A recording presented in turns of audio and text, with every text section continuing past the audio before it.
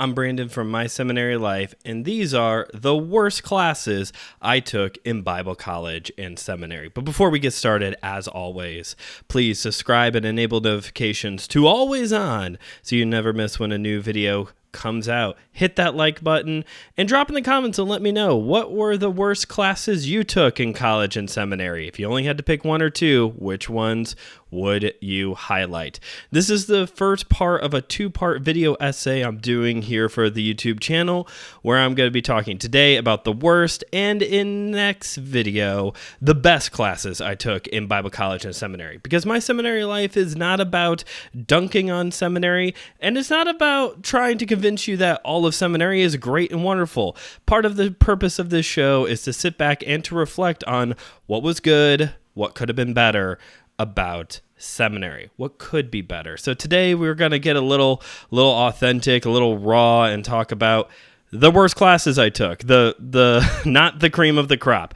And this idea of worst is, of course, a bit subjective. So just go with me as I run down these 4 classes that could have been better. Now, when it comes to my seminary experience, overall, it is kind of hard for me to pick a worse class, or even 2 classes at that weren't great. You know, when it comes to this kind of stuff, like, were there some classes where I enjoyed one professor over the other? Sure. Were there some classes where maybe the information and the skills learned were sometimes it was a little bit more helpful rather than in other classes? Sure. Also a true statement. But by and large, I would say my seminary experience was a positive experience. But there were a few times where it was like, this could be better. And one class in particular that I thought could have been better was what we called here on the show Leadership 101. I won't spend a lot of time on this, and I'm not going to spend a lot of time on my other pick because I have talked a lot about why I think these classes could have been better before. But for those of you dropping in for the very first time, when it comes to the topic of Christian leadership, I really don't think it's that hard. Just personally speaking, I think we make a really big deal about leadership and learning how to be a leader in the church. And yeah, I get it. It's important to be a good leader, but I would argue to the point that this is definitely an idol for a lot of people and an obsession that probably doesn't need to exist. I mean, you can go all the way to like youth camps, and we're already pushing upon these students, you know, the importance of becoming a good leader and go to these classes, take these, you know, be a part of this Bible study, read these books, go to this special summer camp, and it'll make you a leader. And I ate it up when I was a teenager, and I took classes when I was in college, and I had to take one when I was in seminary. And by the time I got to seminary, I realized, yeah, these are all the same. Basically, once you've gone through one, you've gone through all of them. And 9 times out of 10, this always comes back to go read Spiritual Leadership by J. Oswald Sanders. Very rarely is it anything else but that. So if you go listen to this series of episodes, which came out September and October of last year, I believe, I do talk about a couple homework assignments that I really enjoyed, that were helpful, that were at least different than what I had done in the past when it comes to studying leadership. But by and large, honestly, once you take one, you've done them all. And so that would be my first pick for seminary. The other class I would highlight, and this is going to come as no surprise to anybody who's been around the show for a while, ministry administration. So I had to take a class on administration, which on the surface was kind of like, okay, fine.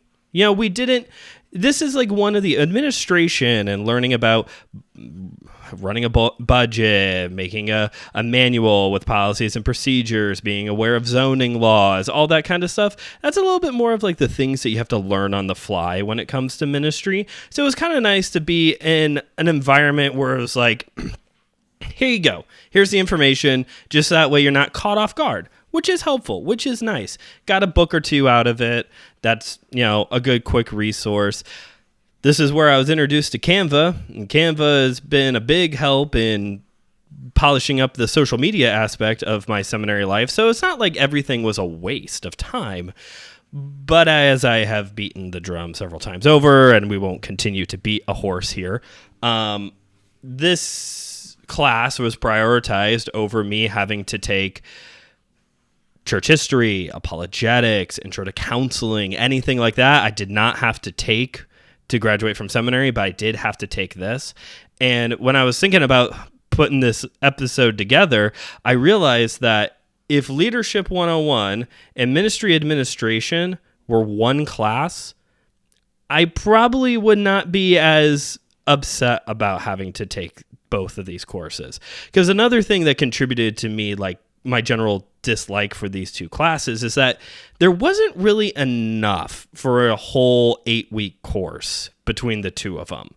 It was like some of the assignments, especially for like the administration class, was like, this is going to take me 20 minutes to do a whole week's worth of homework. Like, this is not that big of a deal. I think if this was a combined course into one, like, practical pastoral class or something, I don't know what it would even be called. At least then, I would feel like I'm using my time better. I'm investing more of my time into a class. I'm getting some skills and some resources out of it.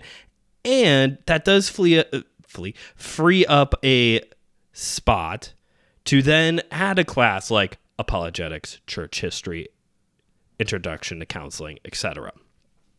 So those are my two from seminary. When it comes to college, I'll spend a little bit more time on this because I was not podcasting back in the 2010s.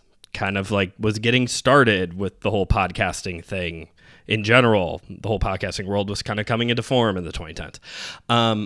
But there's two classes I would also like to highlight from my college days that was definitely like, this could have been a lot better.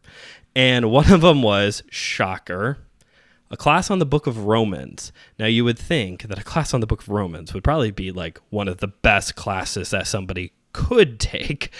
But in actuality, it was not. And it wasn't because of the content. I'll say it that way. This was one of those times where how it was presented was the big issue. This class was an 8 a.m. course. I took it as a freshman along with the majority of the students who were in the class. They were either first or second year students. The professor was brand new, had done his doctoral research on a portion of the book of Romans, and taught at that level.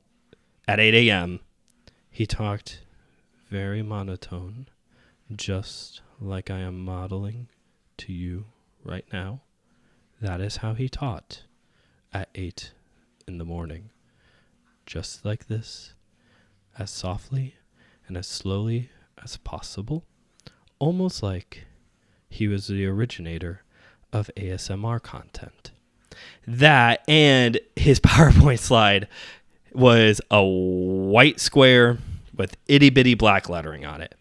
I got absolutely nothing out of this class. Sitting in class listening to the lectures, I got nothing. It was over my head, and I was tired, and I couldn't concentrate.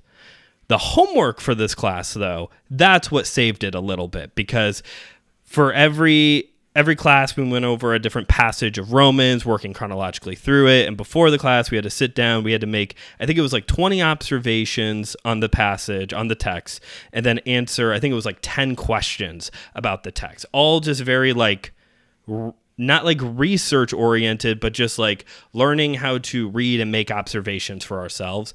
And we worked our way through the entire book of Romans to the point where we got to the very end and basically had written our own like study guide on it, essentially. So, and that's where the bulk of my education on the book of Romans came from, was my own just reading and studying of it. Also had to read through Douglas Moo's commentary on Romans, which is a solid pickup if you don't have that one in your on your bookshelf. Good resource.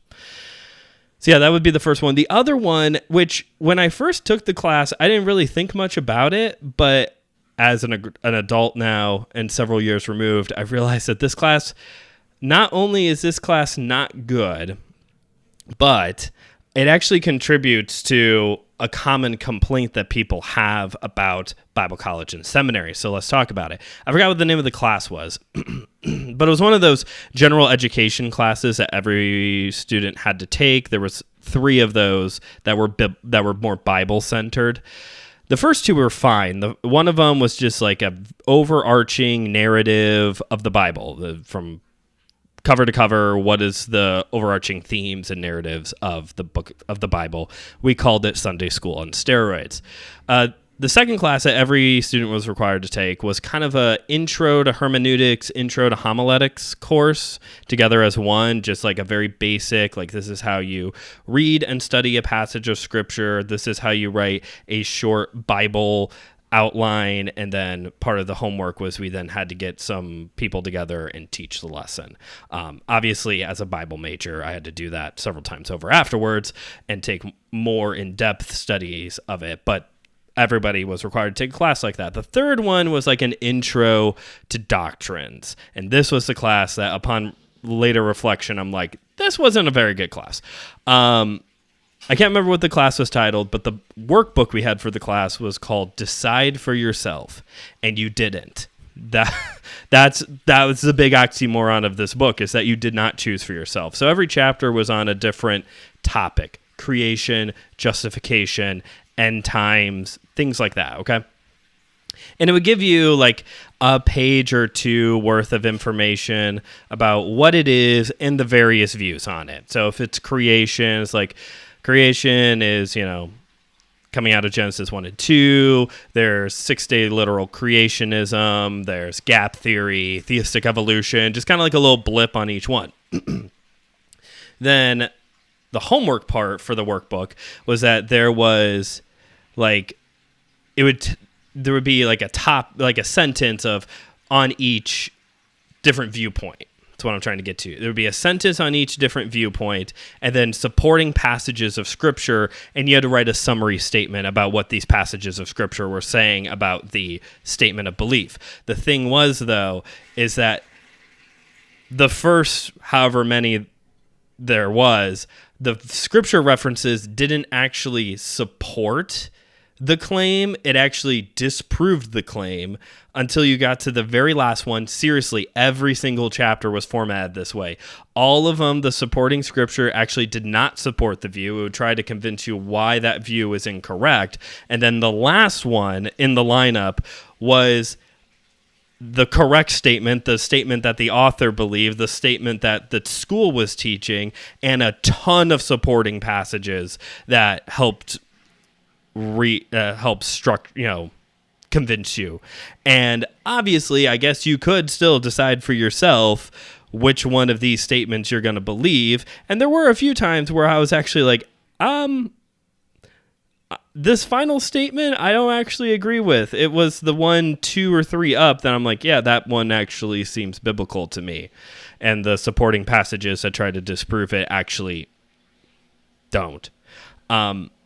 So, yeah, again, I can't remember what the name of the class was, but the book was called Decide for Yourself, and you absolutely were not trying to decide for yourself. It was definitely clearly laid out for you which one you were supposed to line up with, and that's a common complaint of Bible college and seminary, that they just mass produce pastors, preachers, theologians, whatever, to all believe a certain way and a certain thing, and there's no, I don't know if the word originality is the right word here, but it's like, this is what you're supposed to believe, the end. There's no like exploration of thoughts and ideas, which is sad and should not be the case. We should be able to explore different thoughts and ideas, especially in a doctrines class. But those are the worst classes that I took in Bible college and seminary. Like I said, in the next video, I'm going to sit down and talk about something way more fun, something I'm way more excited to talk about, and that is my favorite classes, the best classes I took in Bible college and seminary. And I'm excited to talk about this because I just have happy memories associated with these classes. I don't have happy memories about sitting miserably, falling asleep in class at 8 a.m. while I listen to someone talk like this for 2 hours.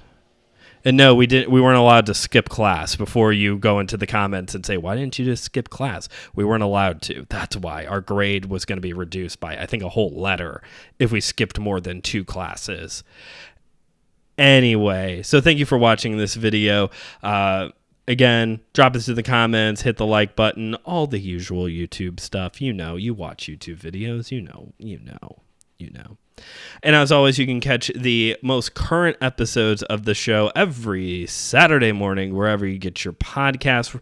Our final series of 2023 Dialogues is going on right now, where I'm sitting down with a different guest in each episode to dialogue about a different theological topic, common questions that people have about those theological topics. They've been really good. I've had a lot of fun recording them. And here on the YouTube, you will get some of those video versions here in the next couple months as well. Pretty exciting. But until next time, this is Brandon signing off, reminding you as always that theology is for everyone. So keep on studying.